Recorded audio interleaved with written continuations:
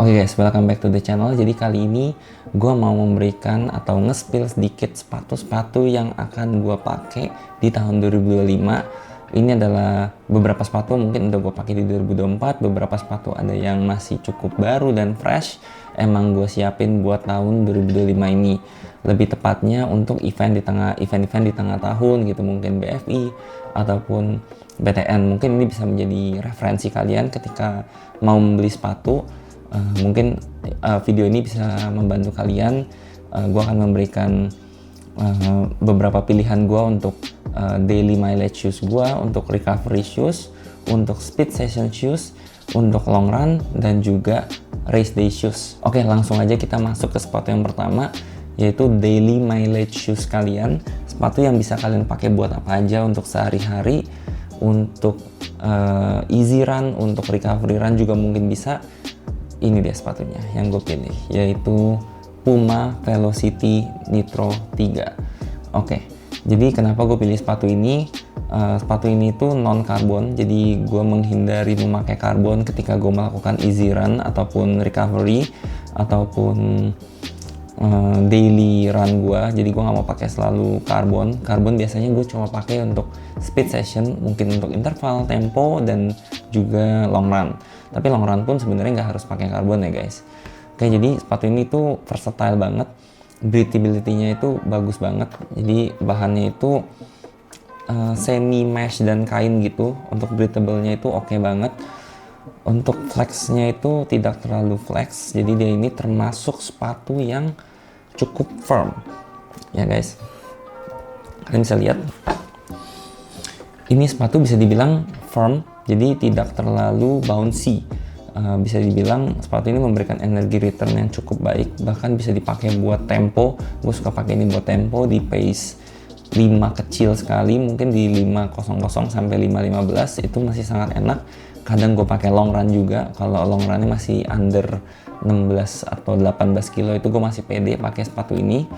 Untuk naikin pace masih oke banget. Oke, berikutnya adalah sepatu recovery shoes. Nah, ini dia sepatu recovery shoes pilihan gue.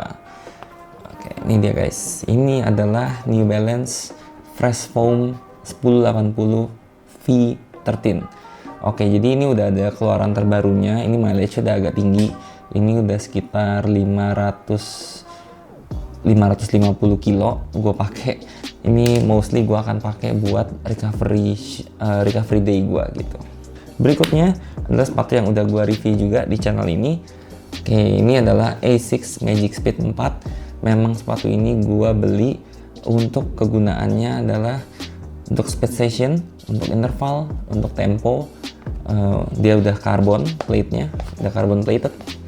Jadi gue memilih sepatu ini, biasanya akan gue pakai mungkin sekali sampai 2 kali per minggu untuk tempo dan juga untuk interval. Untuk tempo gue biasanya nggak selalu pakai karbon. Kadang gue masih pakai Puma Velocity Nitro 3 ini untuk tempo karena pace-nya masih manageable menurut gue tanpa karbon. Tapi kalau interval biasanya gue lebih prefer untuk memakai karbon karena memberikan respon yang lebih baik untuk pace yang lebih tinggi. Jadi gue memilih untuk memakai karbon untuk interval. Oke, nextnya adalah long run shoes gue. Ini dia. Ini adalah Puma Nitro Elite 2. Jadi sepatu ini mileage-nya itu kurang lebih udah 450, tapi menurut gue masih sangat bagus untuk long run. Gue sempat pakai ini juga buat interval kadang atau tempo, tapi jarang banget, kayaknya baru 2 atau 3 kali. Mostly gue pakai sepatu ini ketika weekend, ketika gue cari mileage yang sangat tinggi, mungkin di atas 23 kilo ke atas, gue biasanya pakai sepatu ini. Sepatu ini juga udah plat karbon. Balik lagi, nggak harus plat karbon. Banyak sepatu sekarang yang bisa buat long run tanpa plat karbon. Contohnya ada ASICS Super Blast, ada Brooks Glycerin Max, atau Ghost ya. Lupa, pokoknya dari Brooks ada yang non karbon mirip seperti Super Blast. Bahkan juga sebenarnya Puma ini juga bisa sebenarnya buat long run, cuma untuk 20 kilo ke atas gue pernah pakai dan udah capek banget sih jujur kalau nggak pakai karbon. Jadi ini adalah sepatu pilihan gue untuk long run di tahun 2025. Next, yang terakhir adalah race day shoes gue. Jadi race day shoes ini berdasarkan pengalaman gue adalah salah sepatu yang paling penting untuk dipilih.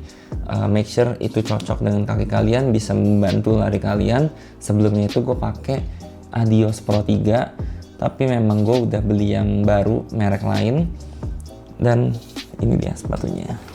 Ini dia pilihan gue, yaitu Puma Nitro Elite 3. Oke, ini adalah pengganti Adios Pro 3 karena menurut gue Puma Nitro Elite 3 ini lebih beginner friendly daripada Adios Pro 3. Jadi untuk yang pace-nya masih nggak terlalu kencang seperti gue, mungkin di pace half marathon gue masih 4:40 gitu.